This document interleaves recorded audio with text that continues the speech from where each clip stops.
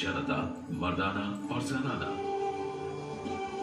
रंग महल से होते हुए बाजारों के मध्य से बाहर चांदनी चौक की ओर जाती हुई पूर्वी पश्चिमी धुरी जनाने को मर्दाने से अलग करती थी।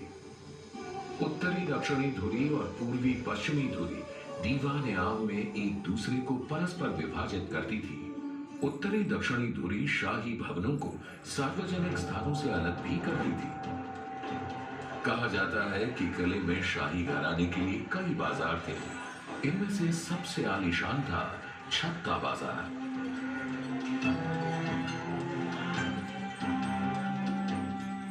छत्ता बाजार से बाहर निकलते ही आंगन के परे किले का शासकीय प्रवेश द्वार यानी कि नौबत खाना था।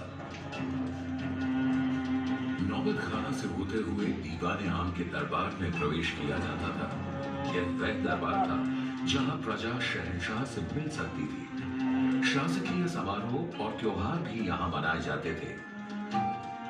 दीवाने आम से आगे किले के सभी हिस्सों में शाही परिवार के अलावा किसी का भी प्रवेश वर्जित था। बाग, प्रशासनिक भवन, निवास और मनोरंजन के कक्ष, इन सब में शाही घराने के ही लोग जा सकते थे। दीवाने आम के ठीक पीछे रंग महल था। यहाँ शहंशाह और शाही परिवार नृत्य और संगीत की महफिलों का आनंद लेते थे।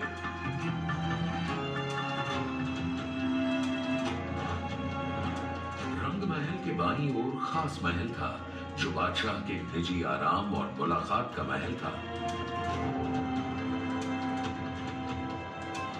इसके आगे दीवाने खास था।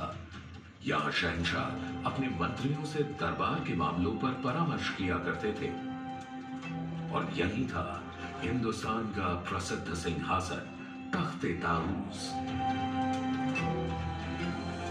सिंहासन के छत्र पर दो मोर पक्षियों के बीच चढ़ा था दुनिया का सबसे नायाब हीरा और तख्ते ताऊस की शान कोहिनूर।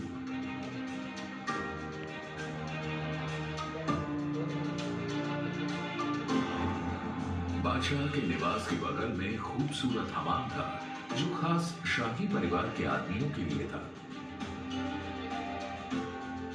पूरे लाल किले के खूबसूरत भवनों में और साथ ही हयात बख्श बाग, मेहताब बाग, सावन भादों और मुमताज महल में यमुना का बेहतरीन पानी नहरे बहिश्त या स्वर्ग की धारा में बहता था।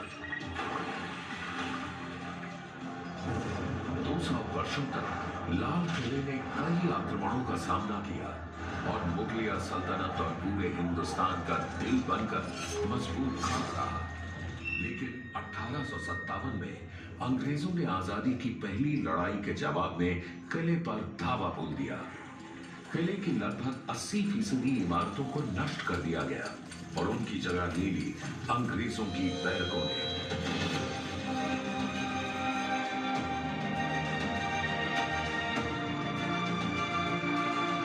आखिरकार 15 अगस्त 1947 को आजादी की पहली लड़ाई के लगभग 100 साल बाद भारत स्वतंत्र हुआ। इस ऐतिहासिक अवसर पर लाल किले की प्राचीर से देश के प्रधानमंत्री ने पहली बार भारतीय तिरंगा फहराया। तब से आज तक हमारे देश